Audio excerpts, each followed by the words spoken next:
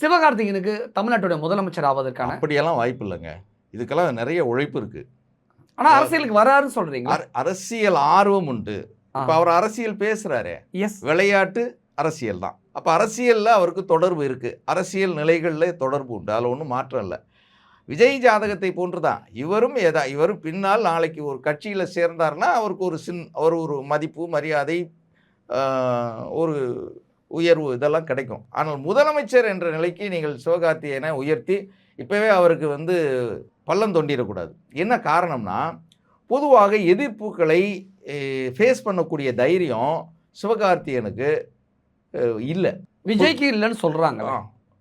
சிவகார்த்திகேயனுக்கே இல்லை, விஜய்க்கு இருக்கா? நான் சொல்கிறேன், சிவகார்த்திகேயனுக்கு இல்லை. ஆனால் சிவகார்த்திகேயன் அதை தாங்கி, அதை மென்று முழுங்கி மீண்டும் எழுந்து நடப்பதற்குரிய சக்தியை பெற்றிருக்கிறார்.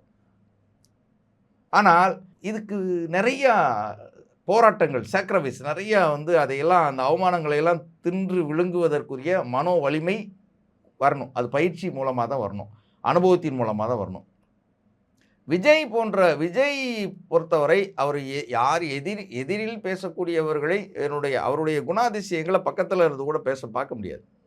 நீங்கள் கவனித்து பார்த்தீங்கன்னா, நான் அவரை விமர்சனம் பண்ணலை.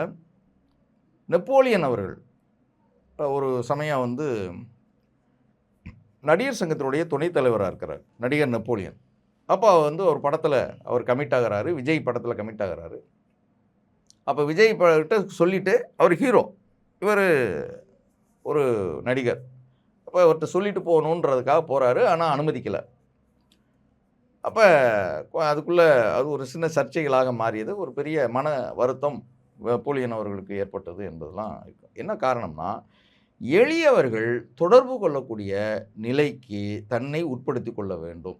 விஜய் அப்படி இல்லை. விஜய் அவர்கள் அப்படி இல்லை. பெற்றோர்களே நெருங்கக்கூடிய இடத்தில் விஜய் இருப்பதாக எனக்கு தெரியல. ஒருவேளை அவங்க அம்மா பேசலாம், ஃபோனில் பேசலாம். ஆனால் யாரும் நெருக்கமாக